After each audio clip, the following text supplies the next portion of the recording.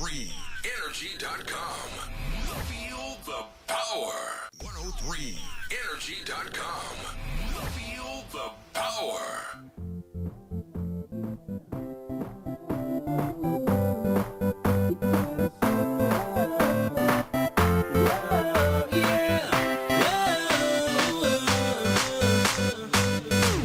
Get out of my way.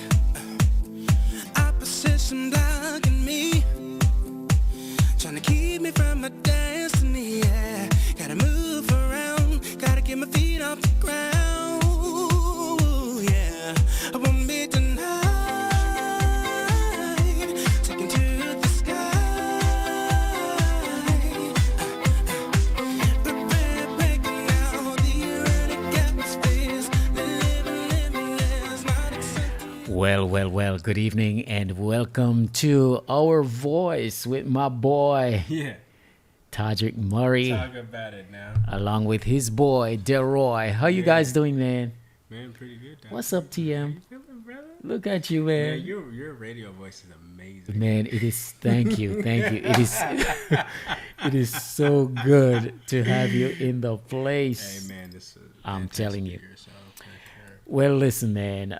You flew in from Texas yesterday. You surprised me because man. I had no idea that you were going to be in the New York City area, and you just called me up out of the blue, man. Tell our listeners, our viewers, what brought you into New York. Man, well, first of all, love New York. It's been crazy since I've been here, but I flew And it's been in. your first time, right? Yeah, I mean, well, like to spend time here has been my first time. So, Okay. yeah, first time to spend, legit time here. But I came in because kind of been in somewhat of a bidding war when it comes to the record labels, 12 to be exact, and came to meet with two of them today to talk about, further motion, forward motion, and, see how we could conquer the world together. I know that's right. I like the sound of that. Yeah, man. You know how it is. So I was with you today in your meetings and stuff, doing a couple of photo shoots, and had a fantastic time taking photos, getting my photography on. Yeah, Doc. And Good, even, too. yeah, and even sitting in the meeting, man, and see how it's done. And I'm just grateful that you invited me to be a part of the meeting as a part of your team, and I appreciate you for that, man. Now, what have you been up to? Just share with us what you've been up to, because we met a year ago. Right. And we just hit it off right away, man. So, I value your friendship. I value your professionalism when it comes to your music and all of that, man. So what have you been up to since the year that we have met? Man, there's been a lot of, to be honest with you, there's been a lot of healing, a lot of soul searching happening. Because when I had the opportunity to partner with the label, which I was kind of leery about because you always want to make sure that's the best deal possible. But, Right. when I had the opportunity to partner with the label, first thing I wanted to do was make sure that they got the true Tadrick Murray, the essence of who Tadrick Murray was and what I stood for. And so before that could happen, it had to be healing. It had to be a introspective search to make sure that I was on the right path. And since then, when I got focused, me and Matt took our time with producing some records and working with a new manager named Dorino. And it's been one step at a time, man. It's almost like a new evolution of who Tadrick Murray is, but to the truth standpoint. And it's been really cool, man. Right. And getting a chance to hear some of the stuff that you've been working on, Dad. man, it's the one thing I can say is that there's nothing phony about what you're doing, man. You stay true to who you are as an artist, as a writer, as a producer, as an arranger. No two songs sound alike, as I was sharing with you guys at the meeting today that, take, what's his name? Rodney Jerkins, for example.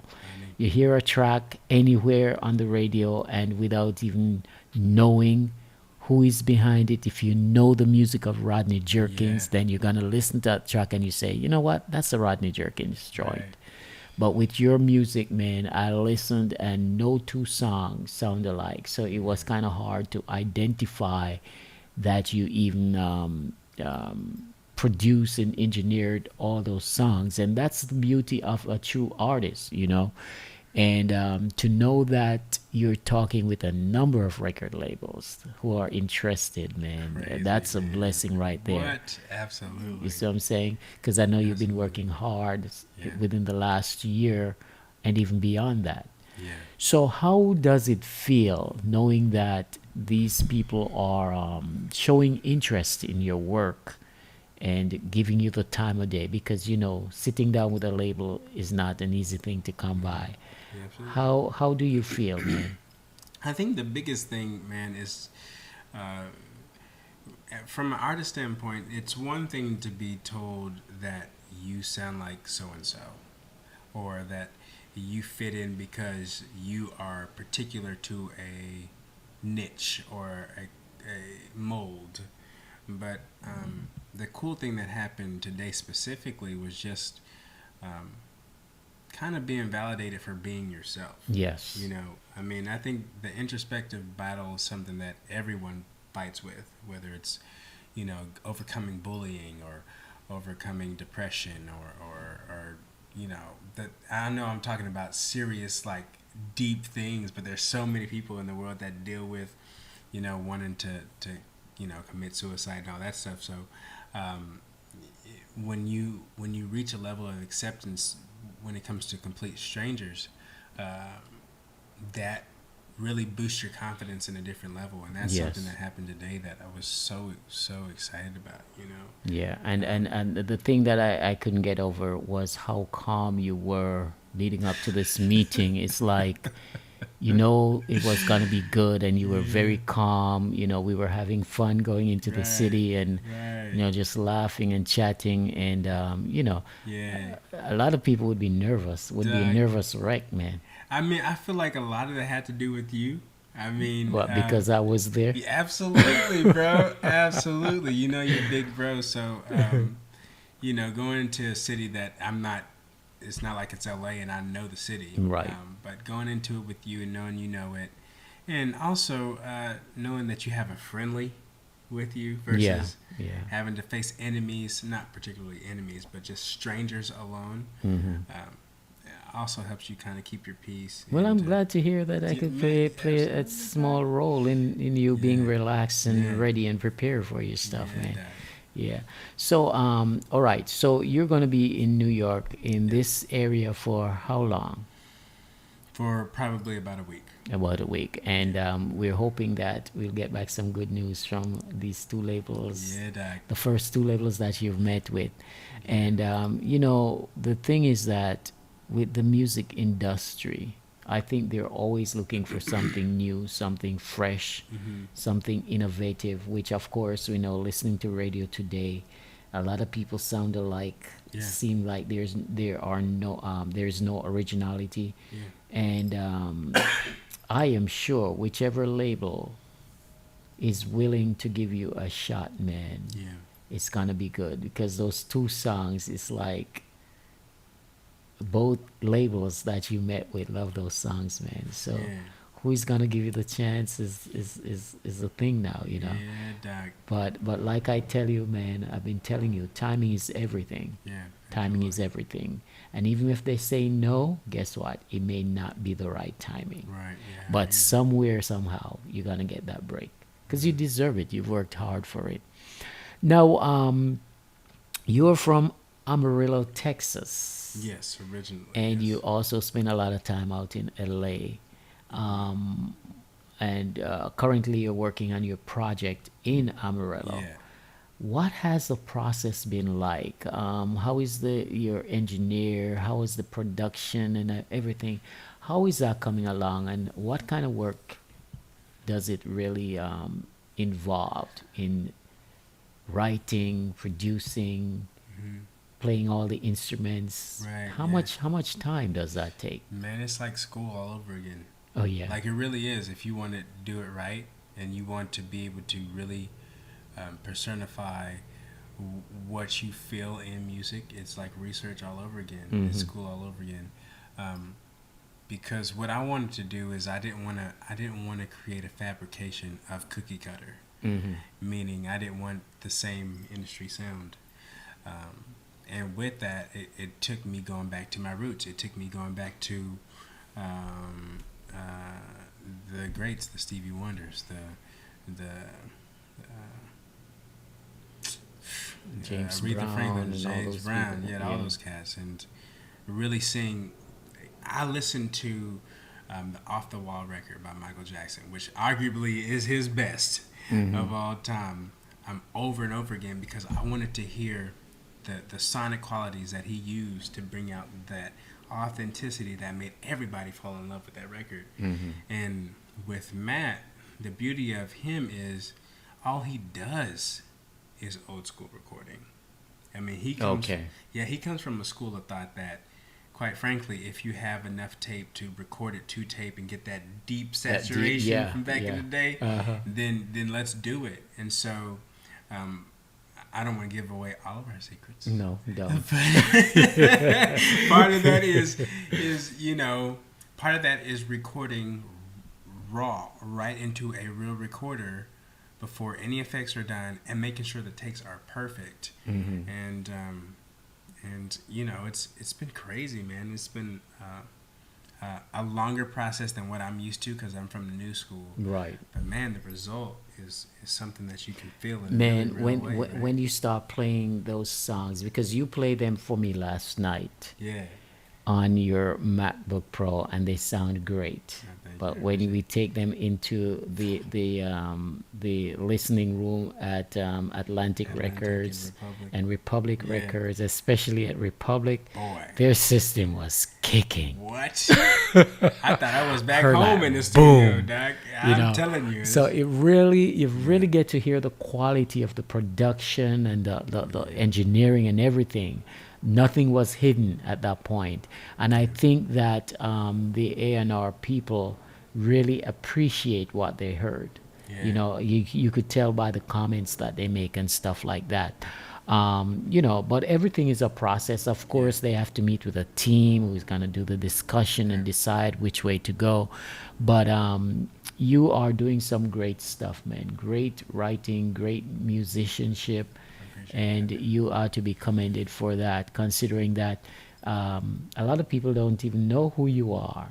But I think the time is gonna come where people are gonna know who you are, and take you seriously. And by the way, Tajer currently has a single called "Soar" on iTunes. You can download it. It's called "Soar," and it's a song of encouragement, nice dance type track that you heard me open up with it, and we're gonna play it again shortly.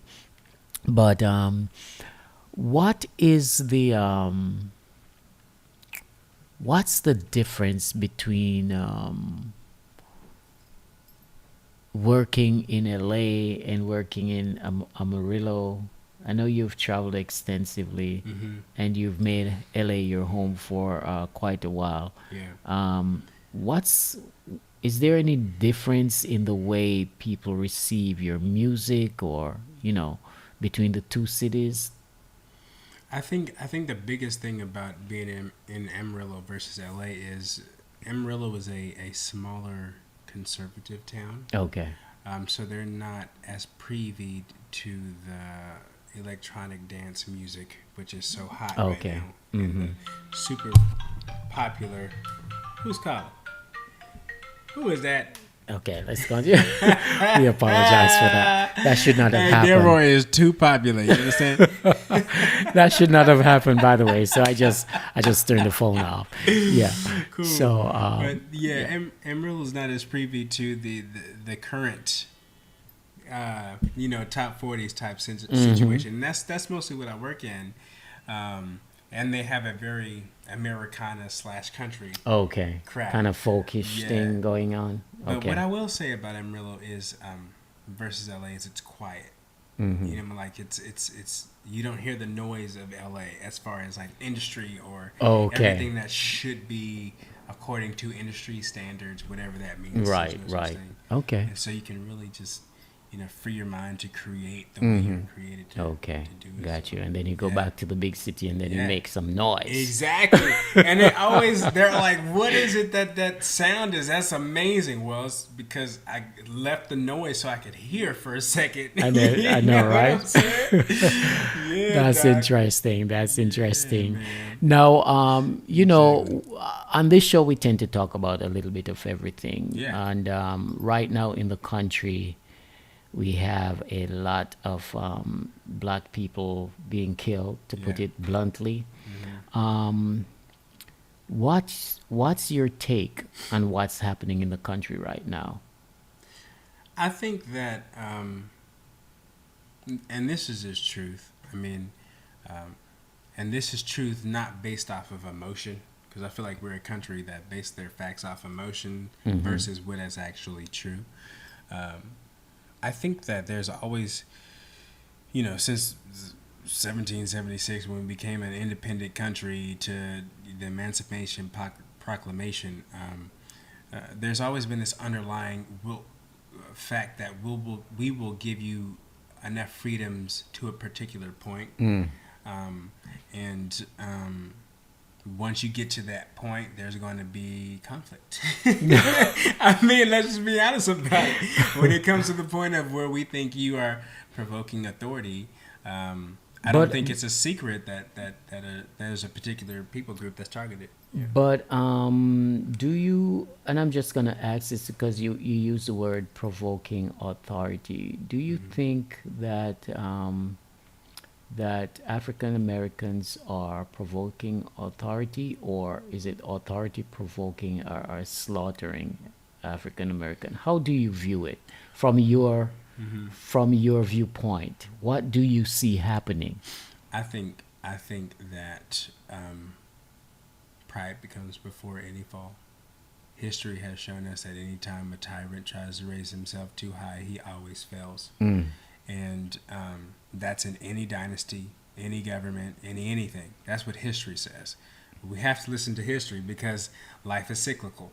So I think that there is a particular people, unfortunately in our country it seems to be the European culture, who have a sense of pride that is causing them to overreact to a culture that they don't completely understand. And history has shown us every single time we don't understand something, we want to attack it. But is it that they don't understand it, or they just don't want to understand it? I think it's a mixture of both, to be honest with you. Because from one aspect, and this is a bold statement, but it's true. When we look at history, and we can only base our current off of history, there's only one people group who's never been persecuted, ever in history. There's only one people group who's never been on the bottom and enslaved or put in a sort of bondage. And that is the Anglo-Saxon, European, white community. They are the ones who are always enslaving others. Exactly. So when I say that, say that it's both, I mean they're incapable of understanding what it means to be imprisoned or to be a black man. I don't know. Honestly, of I don't know if, and this is just my viewpoint now, Right. I don't know if they are incapable. I think they just do not want to understand. And it goes back to Yeah. you mentioning pride. Yeah, absolutely. It's a sense of pride that they feel that, okay, we are the only human race. We are the only one Yeah. that has the right to trot upon this earth. Yeah. And as long as you have that way of thinking Yeah. and that mindset, there will always be conflict. And absolutely. I don't know if we are going to see a point in this country or anywhere around the world where they are going to get it, Right. because they don't want to get it. Right. Absolutely. Hey, and that's why I said it's both, because you're right. Pride is the first factor I mentioned, and pride will reject any possibility of self being wrong. And two, if you're incapable of living in my shoes, or you don't allow yourself to be in those shoes, or even to understand it's it. like this cohesive journey that you're running to where there is no solution because you're so ethnocentric that And blinded Yeah. by the reality that's Yeah. surrounding you. Absolutely. You know, and the thing is too is that even when you listen to some of these commentators and pundits on television and the things that come out of their mouths, Yeah. and to know that these people believe some of those things that Yeah. they're saying with their gut, I'm like, I'm really baffled by Yeah. that. To think that people who are supposedly intelligent can have that twisted way of thinking, that one-tracked mindedness, Yeah. and it's Well- almost to the point of being totally impossible. Well, I mean, But it's right up in our faces, so we Yeah. can't. I mean, well, to start off with, let's start with this point.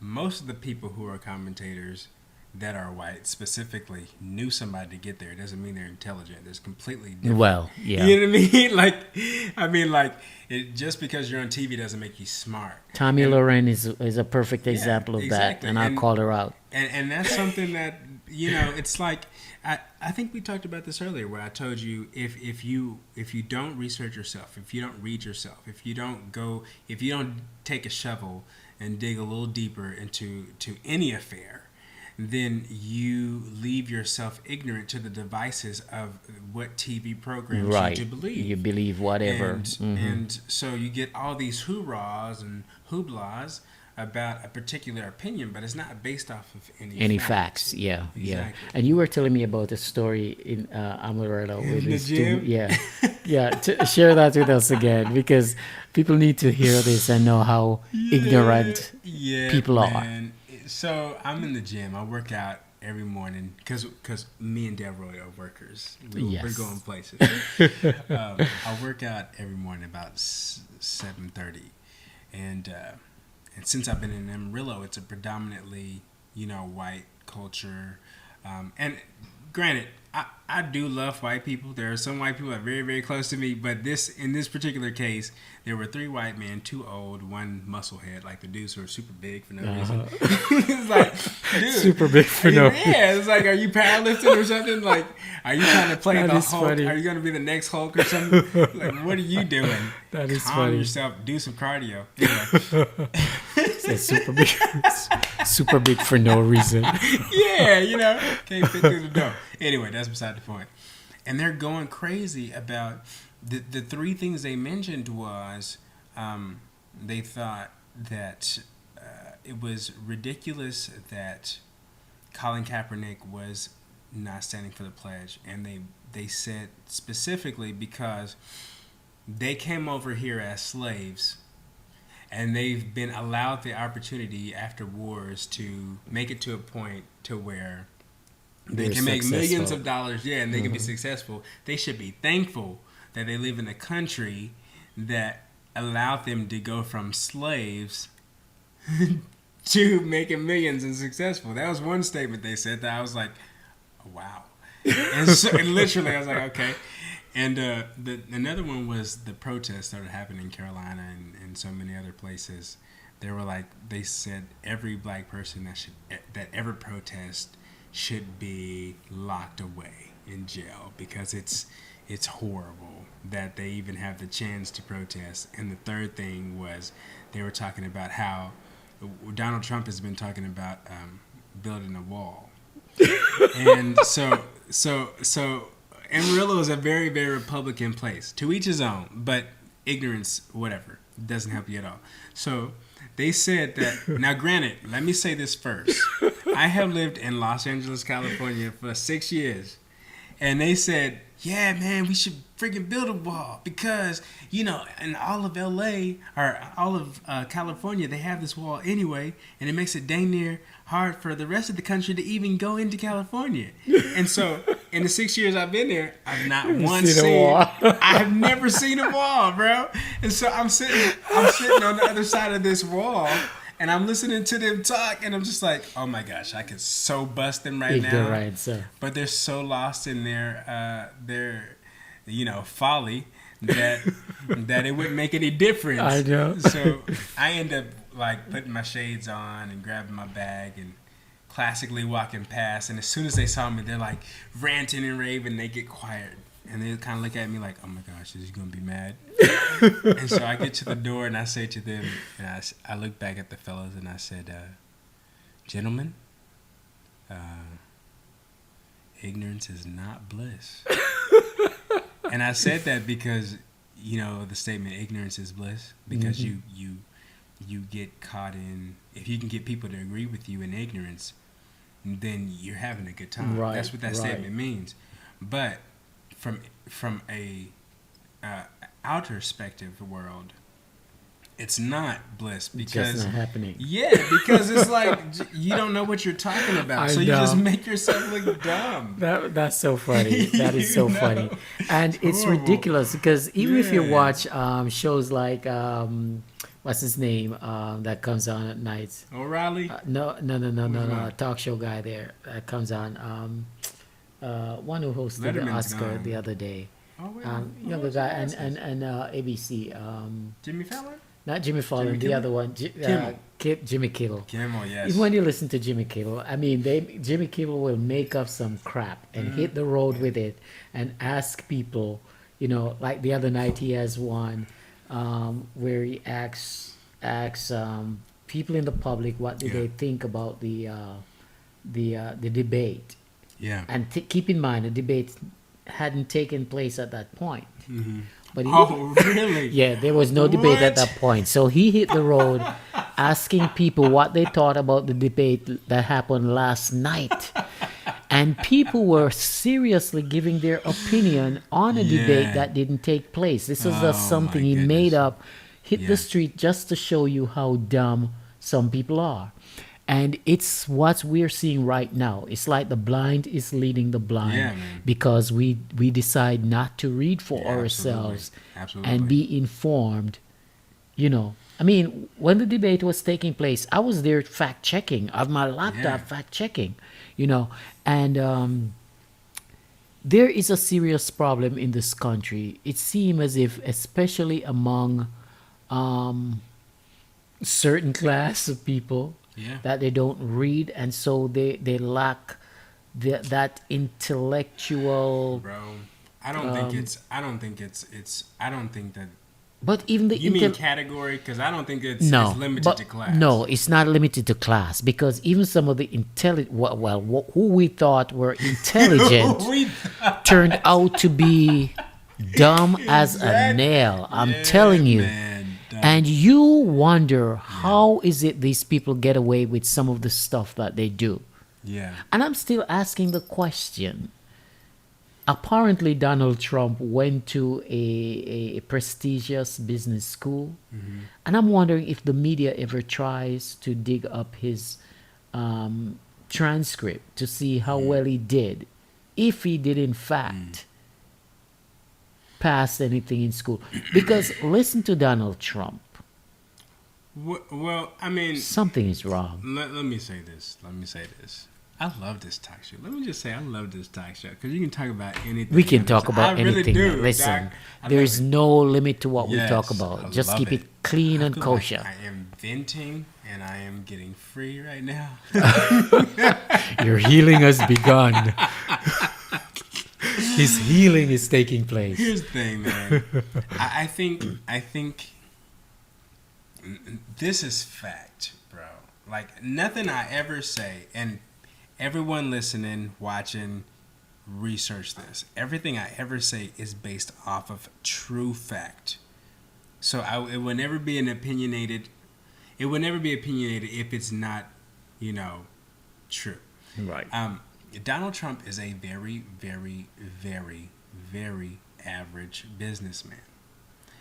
And I say very average because, well, most businessmen who are super successful don't inherit $200 million.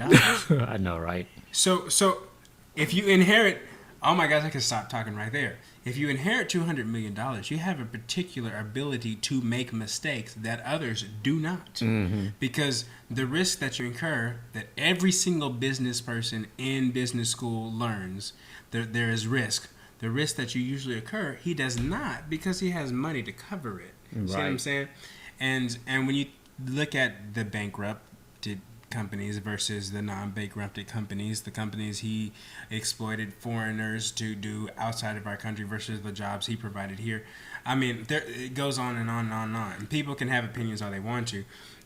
Donald Trump is very average. I will say this, though. At the end of the day, hundreds of thousands of businessmen make mistakes. He's a decent businessman.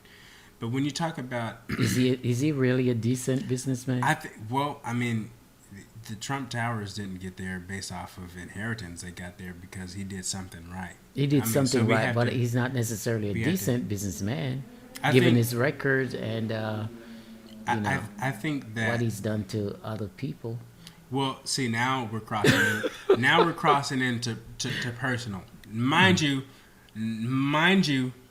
I am not voting for Donald Trump. I will be very bold. Either. I'll be very bold in saying I'm not voting for him. But it's not because of his business sense. I think, he could do some good, maybe as a cabinet person.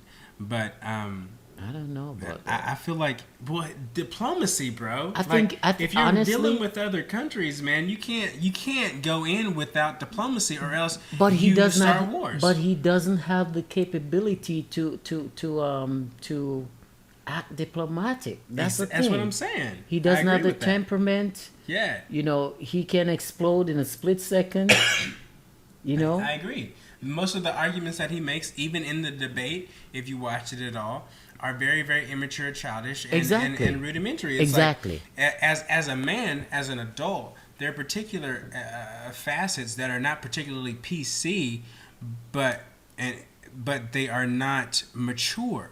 Like, you don't attack someone's appearance. You don't attack when the matter at hand has nothing to do with how you look. Or, you know what I mean? Like, or particular mistakes that you made that have nothing to do with national security. But I like Hillary come back to him. Yeah.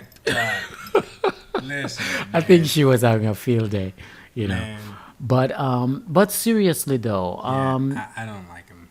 Not as a president. No, I don't even like him as a person, to be honest with you. And this... Well, I don't know. No, I don't like him as a person because the guy is narcissistical. He is self-indulging. He is, there's just something about people who brag and boast about themselves so much. Okay, I feel like, this is not based off of fact. This is not based off of fact. That's his disclaimer, okay, folks. This is not based off of fact. After I just said everything I say is based off of fact, I feel like, and my theory is, even though it's not proven, it's not based off fact, is Donald Trump went into the race as a friend of the Clintons to like scatter the Republican vote to make sure Hillary made it. And then he caught fire and he couldn't get out of it. You know what? Someone, I was listening to some other talk show, and they said they said the same exact thing. Yeah, man. Donald Trump went in to mess up the Republicans. I really feel that, bro. And get caught in it. Now that he's in it, there's no way out. He can't get out. He has to roll with it. He has to roll all the way to the end. That's crazy. You heard that. You see? Yeah, someone else say that. I forgot which talk show I was listening to, and they said it. And you may be right. Because at the end of the day, with all the bull that he's talking, he's probably still very close with the Clintons. Well, we don't know after. No, we don't. That's his theory. But I'm just assuming that maybe, just maybe, he still is close with them. You see, possibly. But I have to conclude that mentally he is not 100% there. I feel like mentally he's incapable of understanding particular things because he inherited $200 million. Yeah. And I know that's a crazy statement, and that might go over some people's heads. But when you have no choice but to go through valleys, and you have no choice but to be homeless, and you have no choice but to live in a poverty state or a low income, not 1% state, Right. then it completely changes the way you think. Yeah. Whether you believe it or not, it can change. It changes the way that you perceive the When you world. don't work for what you Yeah, get, when absolutely. when it's handed to you, you lack the understanding of the basic, Absolutely. common Yeah. human value for what they Absolutely. earn. That's why he You know. is. And okay, so check this out. Oh, I gotta go. So when I first got in the music industry, this is amazing. This is an amazing metaphor. I'm gonna tell you why in a minute. When I first got in the music industry, I had a lot of talent. Well, there You people still do, had. by the way. Thank you. I had talent. I had drive. Mm-hmm. I had work ethic. I had ambition. Mm-hmm. But I go to this show one night, and there's a guy who has worked with Stevie Wonder and Aretha Franklin and all these guys, and he became my mentor. His name is Keith. He asked me to sing 2 songs. One song was "If You Really Love Me" by Stevie Wonder, and another one was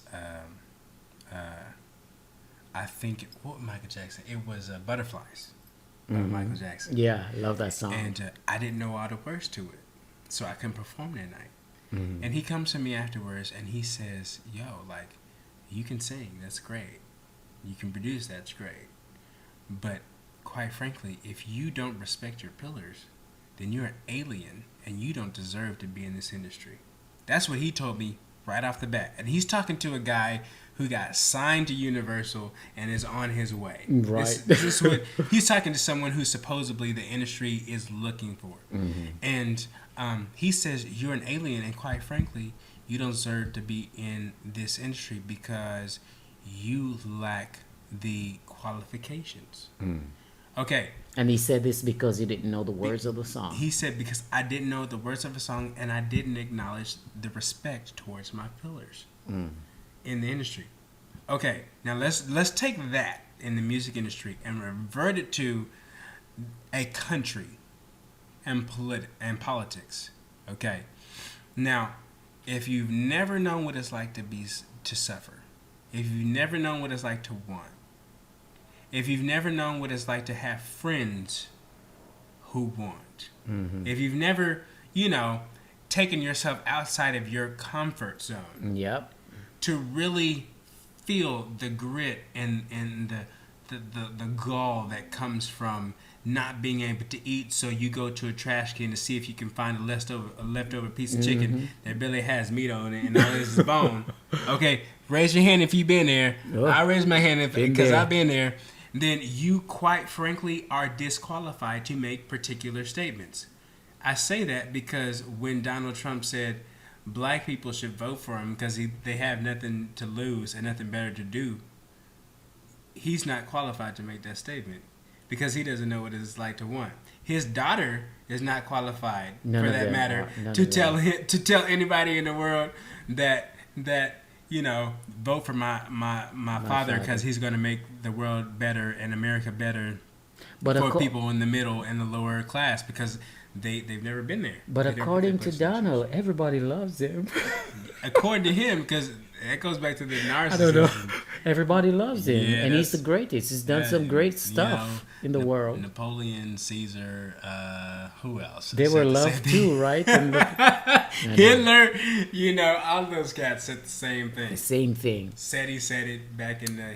But on a serious note, though, we all have to use our brain and use it intensely to make sure that on come election day, Yeah, absolutely. we are doing not what's best for us, but what's best for your children, Yeah. your grandchildren, your nieces, your right. nephews, and everyone, and what's best for America. And my most basic of common sense has already told me that Donald Trump is not what is best for this country. Yes, the Democrats Yeah. has their Hitler's problem not just perfect. like everybody else. But who would I really give my vote to? Certainly not Donald Trump. Certainly Yeah. not. I'm a big advocate of promoting people. Acceptance is my mantra. So if you like Donald, this is not a bash Donald segment. No, it's not. But I mean, when you start thinking about the sanctity of a nation, and Hillary has her downfalls too, it's one of those situations to where, okay, all of us are imperfect, but we do our best. We do our best. I don't really feel like, from a country standpoint, and this is feeling, and this is based off of the fruit that I see Donald producing over his 70 years of being here, because he's 70. I don't know does anybody else know he's 70? He's 70. I just want you to let you know that. In 70 years, you never heard any like amazing things he's done besides being a great, rich businessman. Yeah, because he makes sure that everybody knows about Yeah. his riches and stuff. I don't feel like he is trying his best to see to all people. I mean, I think the biggest prime example of that is, if you really respected America as a country, we were based off the premise that anyone from any country could come here and make their life better. So building a wall is contradistinct to that entirely. Right. Period. Right. Only a moron couldn't see that. Okay. You I know, right? I know. Come on. And That's- of course, we know who the moron is. Oh my All right. goodness. I'm Jamaican. Jamaican. So, so Yeah. I may not understand or see at this point a lot of what African Americans really go through. I can read about it, the history, the past, and all of that. Yeah. But you being a young African American, have you gone through any experience or experiences of prejudice or racial bias or any stuff like that? Have you personally experienced any such things? Yeah, man. I mean, I was raised in South Texas. I mean, people still come up missing in South Texas to this day. They have a thing called the Pine Curtain. And the Pine Curtain is where you go so deep down south that all you see from a particular point is a bunch of pine trees and bayous that lead into Louisiana. And they call it the Pine Curtain because there's so many different places to hide things that should come to light because of the trees and the crocodiles that eat stuff. But long story short is, I mean, I've been held at gunpoint. I remember being in 5th grade. No, for real? Yeah, I was held at gunpoint in the 5th grade by a white father who, I was walking, me and 2 other white friends of mine were walking his daughter home, and he came out with his gun and said, "I'm not racist. I don't mind her hanging out with colored girls, but I will not have her hanging out with you people." And when he said "you people," he was talking about black boys. And this is in the 5th grade, bro. That's like 10, 9. And when I told him, I was like, "Oh, I'm sorry. I just, it's a dark field, and we all didn't want her." Mind you, there were 2 white people with me. 2 of my really, really close white friends that I'm close to this day with me. And he's like, "I understand that you want to walk her home, make sure she was safe, but I don't like her hanging out with you people." And when he said it that last time, he kind of shoulder bumped his gun down and held his shotgun at me. Like, if you don't understand what I'm saying, you can get a hole blasted through you. And so, I just kind of turned around and said, "I'm sorry." And they ended up leaving town because the wife was she felt so much shame for her husband doing that to me. But the fact is that as a young black guy, man, like, it's no secret. I've had plenty of people gunned down by white cops. People that you know. Yeah, like close friends, man. Like for a minute there, when I went to college, literally in Jasper, if you didn't go to college for sports out of high school, you were stuck. There was no such thing as a gradual climb out. No, it was either you did drugs. Is it like a poor neighborhood where there was no opportunities? What was the cause of that, as you see it? It wasn't so much poor as much as it was political. Okay, gotcha. And I can't say it was entirely white politics. It was black politics also. We had people in black politics that were in power that would keep others down just because they found favor with their white friends. Okay. And they didn't, One of those situations. Yeah, absolutely. Okay. Crazy. So, for literally every year, I was in college for 5 years. I played football, all that stuff. Every year, I heard about 2 of my closest friends being gunned down to cop brutality. And it was white cop brutality in a small town. Some people will say that was coincidence because, we like to hide the real issue as Americans. Yeah.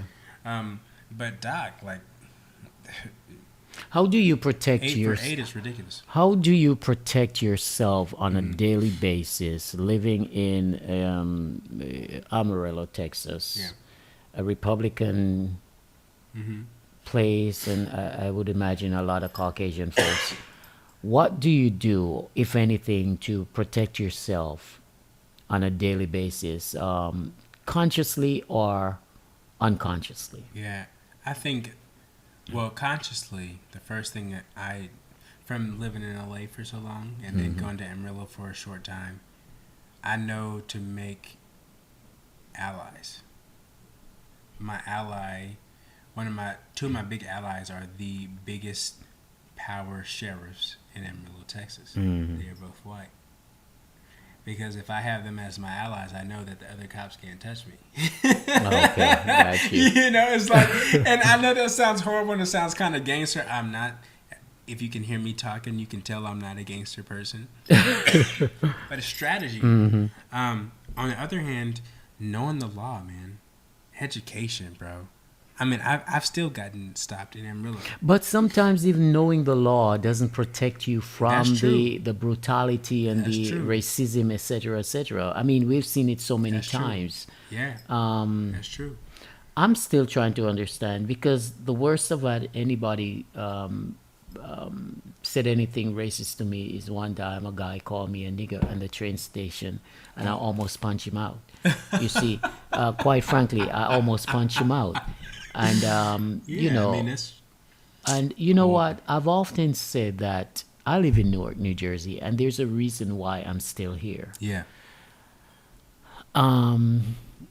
Racism exists everywhere, but I must say that living in the city of Newark, New Jersey, there is a good balance of black cops, white cops, Latino cops, etc., etc. And not just that, because it is a black city and a lot of the management of the city is also black, I think there is less stuff happening like we're seeing across the country. I don't know. I'm just assuming that is probably one of the reasons. I may be wrong. I may be right. But from my observation, that's what I see. I can walk down the city of Newark. I can walk around the city and feel safe against police brutality, but feel unsafe when it comes to getting gunned down on the street or getting robbed or, I remember one night I was just walking, minding my own business, and a bunch of kids come up and boom, doing that knockout thing. I fell to the ground, but I was knocked out. And I got up and I started chasing them. You see? So out of nowhere, out of the blue, you can have stuff happen to you, especially if you're not aware of your surroundings. And it is sad that we are trying, we even us as black folks try to arm each other. Yeah. And my thing is that if we're doing it to ourselves or to each other, Yeah. what better do you how do you expect the cops to treat us if I mean, it doesn't give them a license to kill us and stuff like that. Right. But in reality, if we are arming each other, how do you expect others to treat us when we're doing it to our own? Is my question. This is the thing. This is fact. Okay, we're back to fact. We're not talking about theory. Here's the thing. Every single time that we hear about, I'm getting kind of passionate. I'm not angry. Oh, get passionate. I'm getting very, very passionate. Oh, about you're free this. to. Every single time. Just don't knock me with a bottle. Just throw that out there. No, this is fact. This is fact. This is 100%, 100% sign. Fact. Every single time we hear about a white to black cop brutality, the first thing the dumb media brings up, and I'm going to say dumb because it's dumb if you have any intelligence, is the fact that there is black on black crime. Let me tell you that there is a zero correlation between a white cop brutality on a black man and a black on black non-cop brutality. Why? Because you have an authority figure versus a non-authority figure. Well, yeah. And then you have a non-authority figure versus a non-authority figure going against each other. That has, if a black person kills a black person, if a white person kills a white person, if a Spanish person kills a Spanish person, and none of them have government issued licenses, then it is domestic. It is by law. Let me say this. By law, it is domestic violence. It is not Spanish domestic violence. It is not black domestic violence. It's not white. It's it is just domestic domestic violence. violence. When a cop, period, uniform of a cop, goes and kills or harms another race, most predominantly white cop versus black person or person of ethnicity, as far as colored ethnicity, then that is an entirely different category. Let's wrap our heads around the fact that those are two different cases. Domestic law. Domestic law. Let me say it one more time. Domestic law. Definition. Law, rules. Rules that you should follow.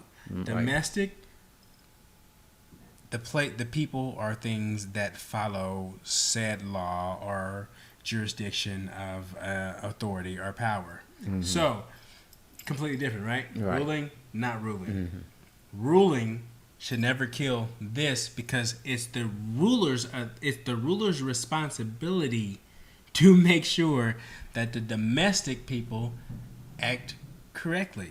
Right. That doesn't involve killing, bro. Right. Never.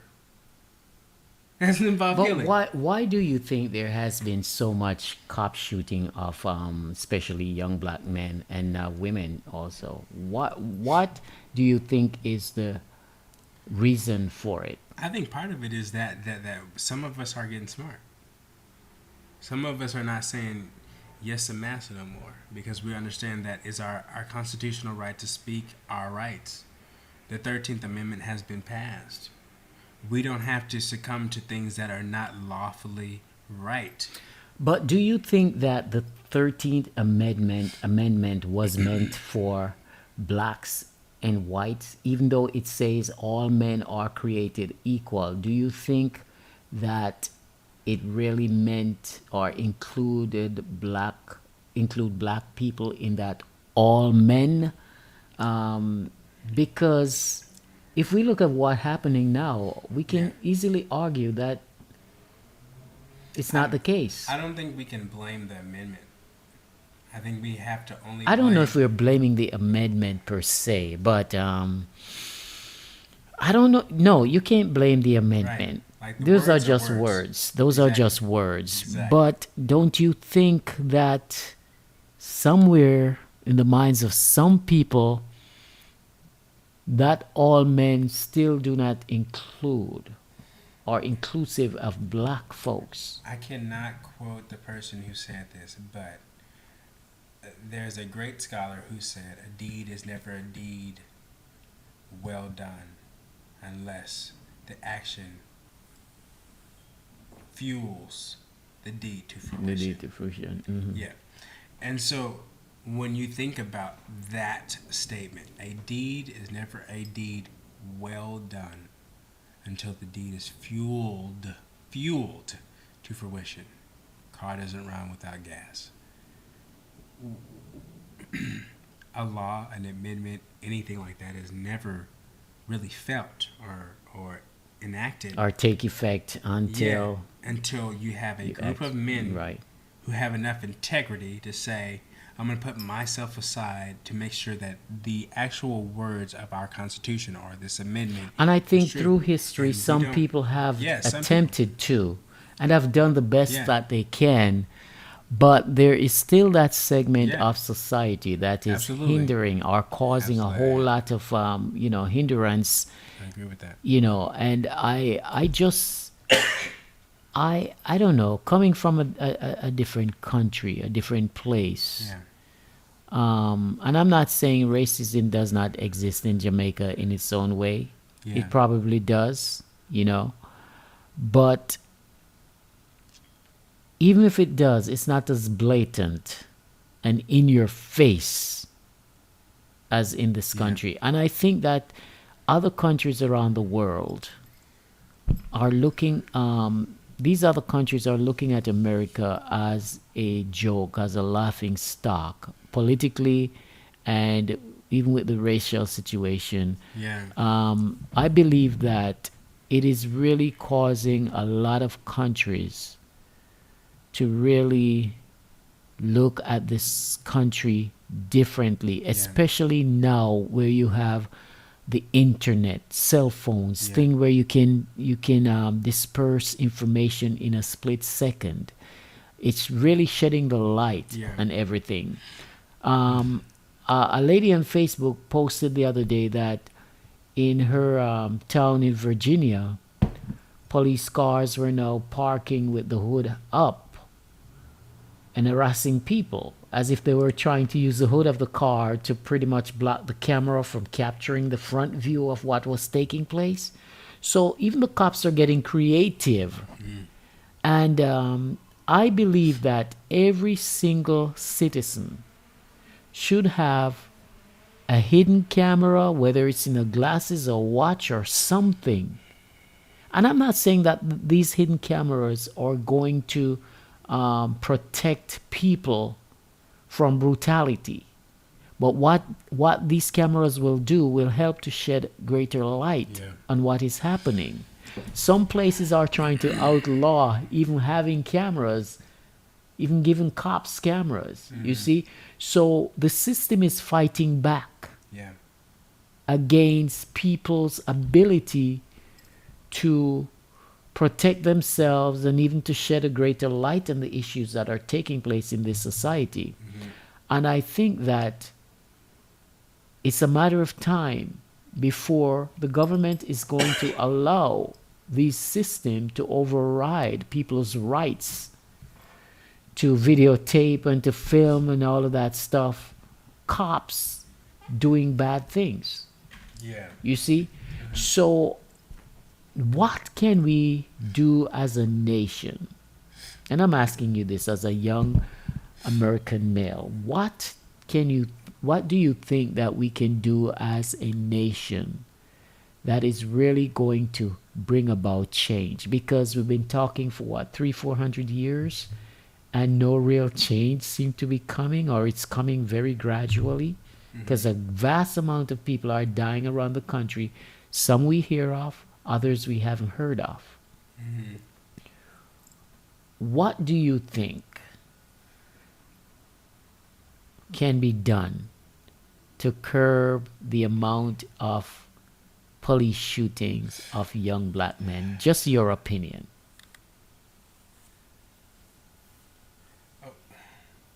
I have to say, I have to say that I there are 3 points that you made in this statement or your monologue that I wanted to make. I only remember 2 of them at this point, but not to say you're talking too loud. It was too long. It was all good. That's all right. This is what I will say. I can't tell you what we can do to help stop the brutality, and this is why. You can't stop something that's not based off of concrete facts or stats. Okay? When it becomes personal endeavors will always be unpredictable. So we can invoke a particular protocol, and that protocol will make someone upset, and it will cause a revolt. We can do something to stop that revolt or stop police brutality, and that will cause revolt. If the government were to put a harder punishment on police, that would help a lot, but it would hurt politically for the people who are in power. And we know from history that if it hurts political power, it's not going to be something that's done, because there's not very many people who care about the well-being of the majority enough to put aside their selfish ambitions. But something has to be done, though. Yeah, I understand that. Something has to be done. And I'm going to tell you exactly what's going to be done. They thought the LA riots were bad. They thought the St. Louis Ferguson was bad. They thought the riots that have happened in all these different cities across America was bad. If they don't stop it, people are going to say, okay, we don't trust the system. We don't trust the armed forces and all this stuff, and revolt will happen. And I'm not saying that because it's some... And I've said that too. And I'm not saying that because I want it to happen. I don't think anyone wants it to, but there's so much that anyone can bear. Bro.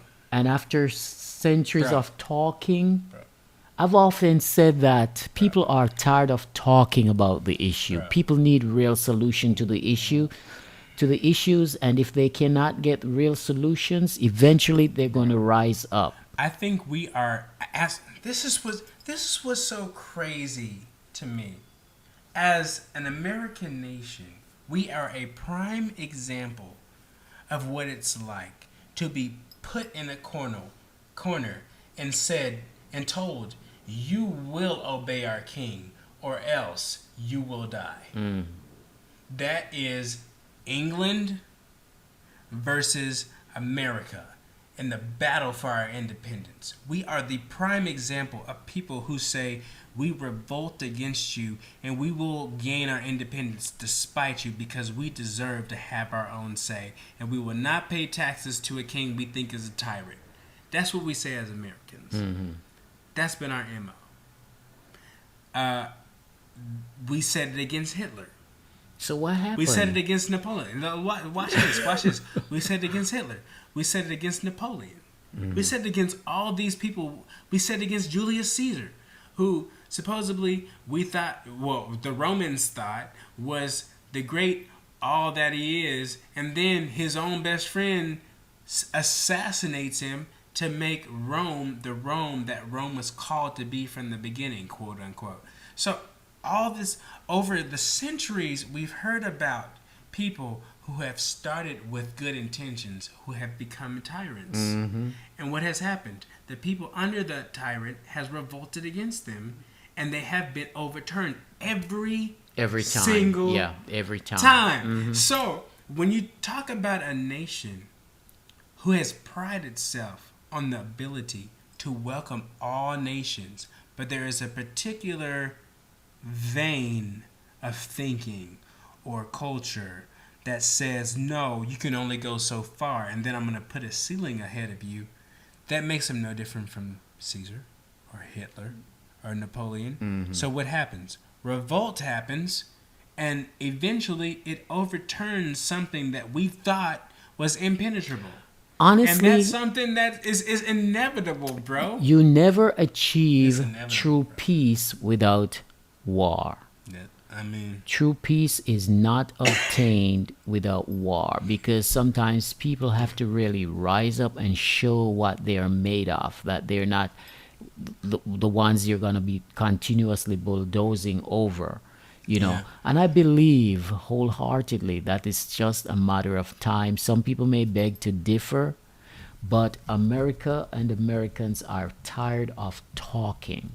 yeah. Talk is cheap, if I must quote Whitney Houston. Talk is cheap.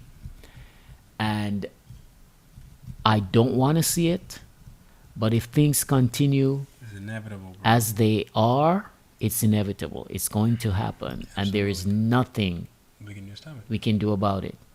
Bring out your guns, bring out your tankers. And Because you know why? You You know see. why, right? Because what you sow, you reap. Violence begets violence. Violence. Peace begets Peace. peace. So if all you see constantly, whether it's true or a feeling, is violence, Was then it- the revolt is, or the Newton's force. Every action has a reaction. every action, For every exactly, action, there's exactly. an equal or greater reaction. So that says Newton. And that's a law that we as society, as science, have come to believe. Okay?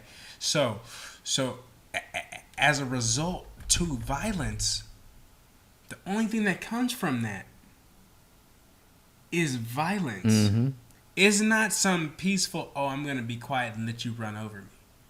No, that's No, not scientific. no. That's not historic. That's psychological. nothing. That's a psychological thing that they use to somewhat, But for isn't- for less for lack of a better term, to somewhat dumb down Yeah. people's way of thinking. You know, that's But psychological. it's ridiculous though, because it's never won in history. It No, has it has never won. It has never won. Never. That psychological battle, bro, has never succeeded. No. So no. why keep trying to do the same thing that you It's keep this, losing and at? getting no result.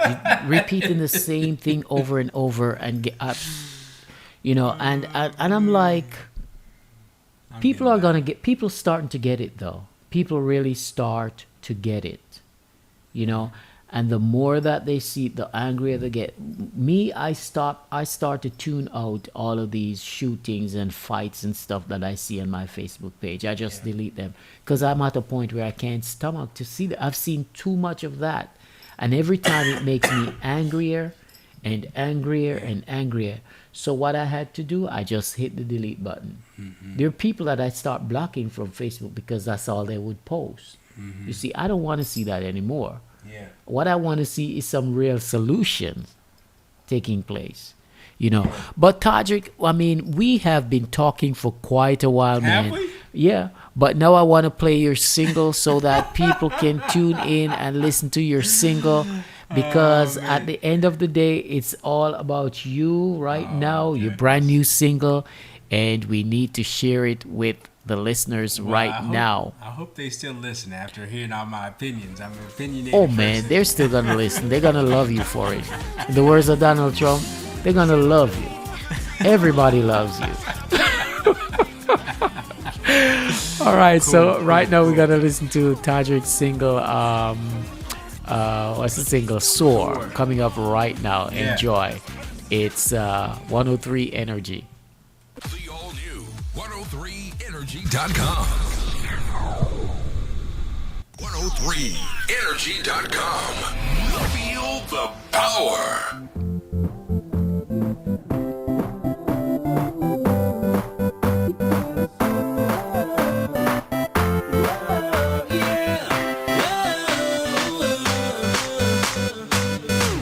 Get out of my way. Opposition blocking me, trying to keep me from my destiny. Yeah, gotta move around, gotta get my feet off the ground. Yeah, I won't be denied. Taken to the sky. Prepare, breaking out the erratic atmospheres. Living, limitless, not accepting nothing less. Soak it up,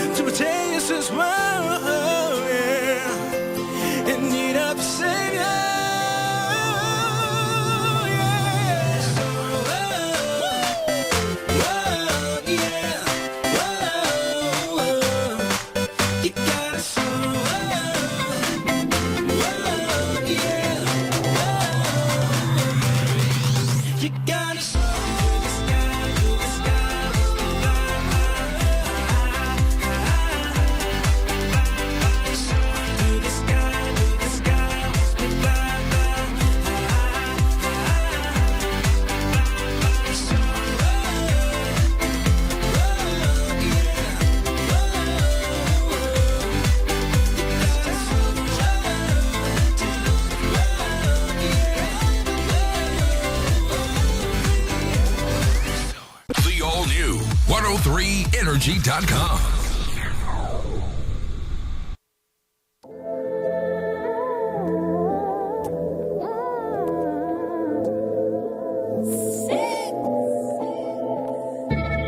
It's crazy. You have always been the one that never left me alone. And you've always loved me, even when I was wrong. So I'ma keep lifting you up, 'cause up is just where you belong.